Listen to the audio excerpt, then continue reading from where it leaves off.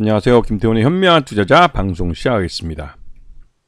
본 영상에서 다루는 내용은 투자 권유가 아니며 각 개인의 투자 판단에 대한 책임을 지지 않습니다. 별도의 SNS 채널 가입을 유도하거나 투자 권유 및 유료 리딩 서비스를 홍보하는 불법 사칭 계정에 유의하시기 바랍니다. 자, 최근에 이 카카오 그룹주가 굉장히 잘 나가고 있습니다. 지난 2021년인가요? 그때 주가 피크를 치고 그 이후로 윤석열 정부 들어와서 계속 거의 한 2년, 3년 동안 계속 꼬라박기만 하면서 주가가 계속 흘러내렸었는데요. 근데 지난 11월 달, 지난달 중순부터 해서 이 카카오에 대한 인식이 완전히 바뀌었습니다. 그도 그럴 게 이 카카오 김범수 의장이죠. 카카오 의장이 이제 이 SM 인수 과정에서 주가 조작 혐의로 구속되기도 했고, 그러니까 이게 카카오 그룹으로 봤을 때는 최악의 상황인 거죠. 그런 최악까지 갔다가 일단은 보석으로 김범수 의장이 나왔습니다. 그러면서 이제 이 그룹 전반에 대한 이 경영 쇄신을 하겠다고 했는데요. 근데 의외로 이 김범수 의장하고 이 윤석열 부인 김건희하고는 그 이전부터 좀 알던 사이였다는 이런 사진도 예전에 돌기도 했습니다. 특히 처음에 이제 이렇게 이제 사적인 모임에서 함께 식사도 하는 그런 사이라는 사실이 이제 알려지면서 이 카카오가 좀 이 윤석열 정부 들어와서 뭐 어떤 혜택을 보지 않을까라는 소문도 좀 돌았지만, 기본적으로 카카오 그룹주들은 이 소비를 배경으로 하고 있습니다. 그것도 외국이 아니라 우리 내수 소비를 배경으로 하고 있기 때문에 내수 시장이 성장을 해야만 그 수혜를 받을 수 있는 것이죠. 즉 거꾸로 말하면 내수 시장이 지금처럼 내수 경기가 침체로 빠져들면 같이 동반해서 약세를 나타낼 수밖에 없는 겁니다. 그래서 이 카카오의 주가 하락은 그러한 경기 침체를 반영하는 자연스러운 흐름이기도 했지만, 이런 카카오 그룹주 전반에 걸쳐서 하락세가 나타나는 것은 조금 의아하긴 했어요. 근데 이게 윤석열 정부 들어와서 이 카카오에 대한 이런 규제, 플랫폼 기업들에 대한 이 규제가 강화되는데, 특히나 네이버도 카카오도 모두 플랫폼 기업인데도 불구하고 네이버가 해외 사업에 더 집중을 하고, 이 카카오는 아직까지는 해외에서 별다른 두각을 내지 못하고 이 내수 시장에서만 시장이 더 큰 그런 상태였기 때문에 더 이 카카오가 이런 플랫폼 기업 규제에 더 큰 타격을 받은 것으로 보이긴 했습니다. 하지만 의외로 김건희와 김범수 이사회 의장이 그래도 이 사적인 자리 식사까지 하는 사이인데 의외로 이제 카카오가 많이 당한다라는 말들이 돌긴 했습니다. 자, 그런데 이 윤석열이 이 카카오에 대해서 이 직접적으로 특히 카카오 택시의 이러한 수수료 체계나 이런 불공정한, 그러니까 이게 독과점, 플랫폼 기업의 독과점 때문에 발생하는 이런 일들에 대해서 문제 제기를 직접적으로 했고, 이에 따라서 카카오 택시는 부랴부랴 수수료 체계를 낮추고 하는 그런 모습을 보여줬죠. 그리고 결국은 그런 수수료 인하 때문에도 수익성이 떨어지면서 카카오 모빌리티는 상장 시기를, IPO 시기를 늦출 수밖에 없었습니다.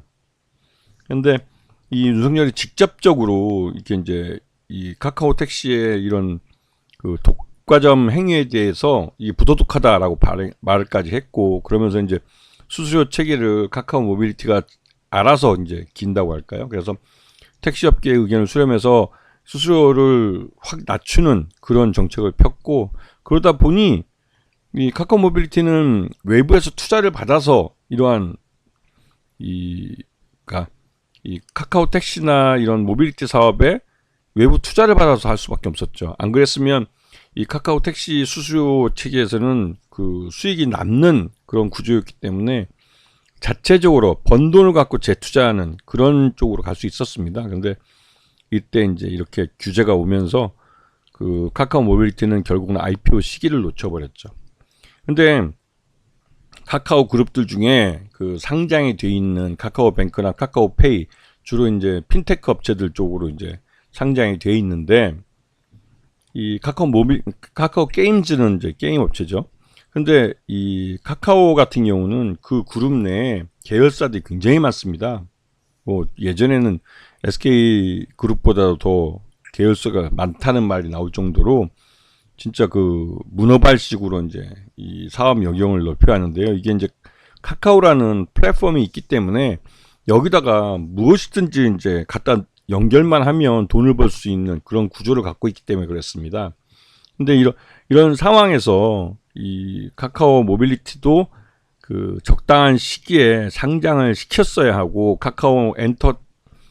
카카오 엔터테인먼트 쪽도 상장을 시키고 했어야 되는데 이게 SM 인수 과정에서 이제 주가 조작 사건이나 또 이제 카카오 택시의 수조 체계 이 독과점 문제나 이런 것들이 터지면서 이런 IPO 시기를 놓치면서 오히려 카카오 사업 전체가 이 카카오가 벌어들인 돈을 갖고 먹고 사는 그런 구조가 돼버렸어요. 그러니까 카카오도 역시 이 주가가 계속 흘러내릴 수밖에 없는 것이죠. 왜냐하면 주주들에게 돌려주는 돈보다도 자기 식구들, 그 지금 비상장으로 있는 식구들 먹여 살리기 바쁘니까, 그러니까 이제 카카오가 이제 벌어서 나머지 식구들 먹여 살린다는 그런 말이 나오는 겁니다.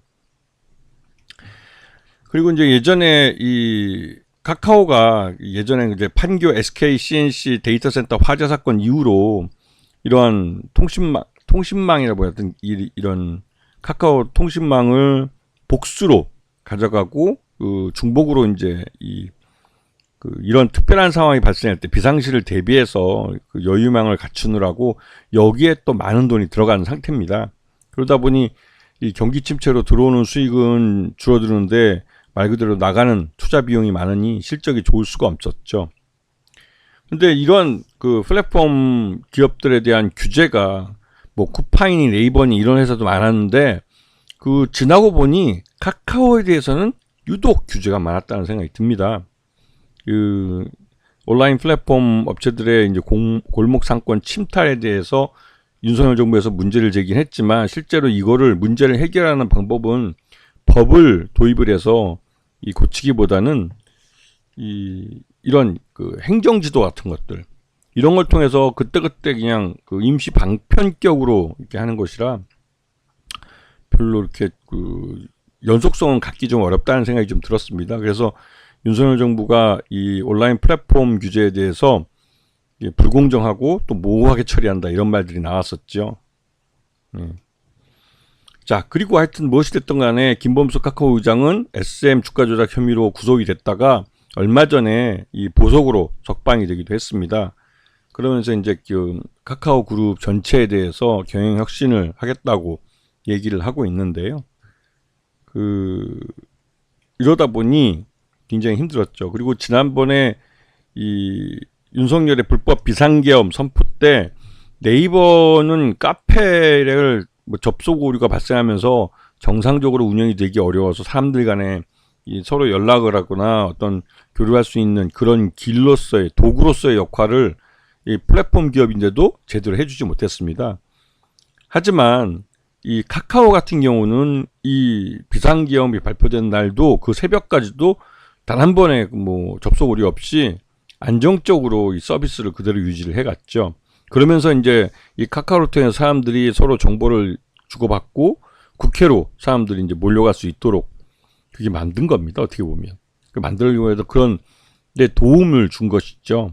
그러면서 이제 이 플랫폼 기업이 나름대로 이제 그 존재의 의미를 부각시켜 준 건데, 이 아이러니하게도 이 카카오의 그날 그 비상계엄이 발표된 날 저녁 때 사람들 간의 결속을 또 정보 교류를 잘 도와줬기 때문에 결국 그날 그 비상계엄을 잘 막아낼 수도 있었던 것으로 알려져 있습니다. 자, 그래서 이제 카카오 같은 경우 2022년 들어와서 2021년 8월 달에 주가 피크를 찍고 그 이후부터 이제 흘러내리기 시작해서 그 2023년 뭐 이쪽에서 계속 흘러내리죠. 계속 흘러내립니다. 보면 항상 연말에 가서 이렇게 잠깐 반짝반짝하는 이런 모습을 보이는데요. 이게 예전부터 말씀드렸지만 그 주가가 많이 하락을 할 때 하락한 그 대형주들 같은 경우는 연말에 그 펀드 매니저들이 자기 펀드의 수익률을 관리하기 위해서 윈도우 드레싱을 하는데요. 그 윈도우 드레싱의 일환으로 주가를 조금씩 이렇게 끌어올리는 겁니다. 올해도 마찬가지로 이런 비슷한 현상이 나타나죠. 그래서 11월 중순 이후에 이 카카오 같은 경우는 연초 대비해서도 주가가 많이 흘러내렸고 전년이나 전전년 대비해서도 주가가 많이 흘러내린 상태이기 때문에, 그리고 카카오가 나름대로 이제 플랫폼 업체 중에 대표 업체이기 때문에 펀드 내에 차지하고 있는 비중이 꽤 큽니다. 그래서 이거를 완전히 펀드 내에서 버릴 수는 없는 종목이에요. 그러다 보니 이런 현상들이 계속 반복돼서 나타나고 있는데요. 올해도 11월 중순부터 해서 주가를 끌어올리는 모습을 확인할 수 있습니다. 그래서 올해는 그 과정 속에서 이제 12월 3일 날 비상계엄이 발표되고 그 이후에 윤석열이 탄핵되는 과정까지 이어지면서 오히려 이제 카카오로서는 이런 규제가 윤석열 정부의 규제 정책이 좀 바뀌지 않을까라는 기대감도 있고, 이에 대해서 펀드 매니저들이나 이쪽에서 긍정적으로 판단하는 것이죠. 그 카카오 게임즈도 보면 그 신작 게임이 별로 인기를 못 얻었다는 것도 있지만 전반적으로 주가가 이제 실적도 좀 약한 편이었고, 그러다 보니 주가가 계속 흘러내린 측면이 있습니다. 왜냐면 오딘 이후로 그 크게 성공했다는 게임이 없어요. 카카오 게임즈에서.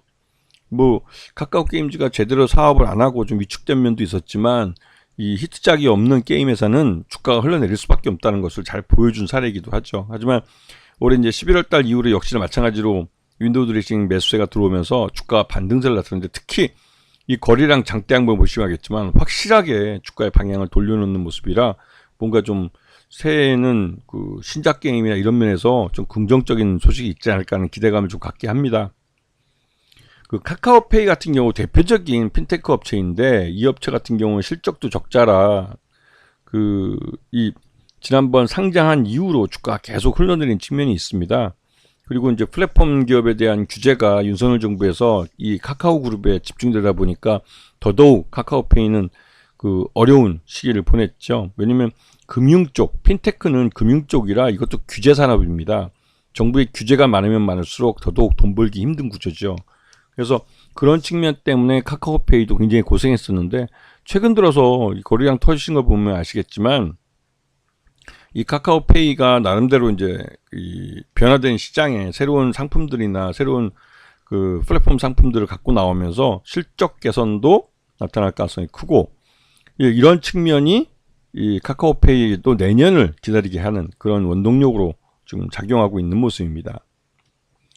그리고 카카오뱅크, 이게 이제 그 가장 이슈가 되고 있는데요. 카카오뱅크는 실질적으로 박근혜 정부 때 이제 처음으로 인터넷 전문 은행으로 이제 도입이 돼서 상장까지도 제일 먼저 했고, 근데 카카오뱅크는 상장한 이후에 카카오가 최대주주, 즉 산업자본이라고 할 수 있는 카카오가 금융자본인 은행을 소유하는 첫 번째 케이스가 됐습니다. 이게 인터넷 전문은행이라 IT 기업이 경영권을 인수하는 걸 처음으로 금산분리법에서 예외적으로 허용해 준 건데요. 근데 이게 그리고 그 이후에 이제 그 금산분리법에서 이제 이 산업자본이 그 금융자본을 지배하는 것에 예외 조항을 만들었다는 데서 의미가 있고, 근데 그 이후로는 별 볼 일 없는 모습을 보여주고 있습니다. 왜냐하면 경기 침체 속에서 이 중신용자 그 이하는 말 그대로 이제 이 부실 위험이 더 커지고 하니까 영업도 제대로 하기 어렵고, 그러다 보니 좀 정체되어 있는 모습을 보여주고 있죠. 이 카카오뱅크 같은 경우도 대표적으로 경기 침체에서는 굉장히 리스크가 큰 사업을 할 수밖에 없습니다. 자칫하다가는 대규모 손실을 볼 수도 있기 때문에, 그러다 보니 몸을 사리고 하니까 이 성장을 할 수가 없는 그런 구조가 되긴 하죠. 그래서 하지만 뭐 이 3분기 실적 기준으로 봤을 때 적정 주가 한 3만 원 정도로 평가되고 있어서 이 박스권 안에 그냥 갇혀버린 그런 모습을 보여주고 있습니다. 그래도 이 카카오가 이 지난 2년 동안, 지금 올해까지 하면 3년 동안 주가가 계속 흘러들인 측면이 있기 때문에 이 2025년에는 그 주가 바닥, 그래서 실적 바닥을 찍고 이제 소비도 살아날 가능성이 크기 때문에, 왜냐면 이제 정권도 바뀌고 하면 경제 정책도 바뀌고 대외 정책도 바뀌고, 그에 따라서 이제 예전보다는 이제 경제가 진짜 살아날 수 있는 가능성이 있기 때문에 그러한 내수 경기가 조금이라도 회복되는 모습을 보이면 카카오 같은 경우는 제일 먼저 튀어오를 가능성이 큽니다. 왜냐면 이 여러 번 앞에서 설명드렸지만 카카오는 기본적으로 내수 경기를 기반으로 하고 있는 회사이기 때문에 내수 경기가 살아줘야만 전체적으로 이 관련 상장되어 있는 계열사들도 대부분 실적들이 회복될 수 있는 그런 구조를 갖고 있기 때문에 그렇습니다. 아시겠죠? 자, 오늘 방송 여기서 마치겠습니다. 감사합니다.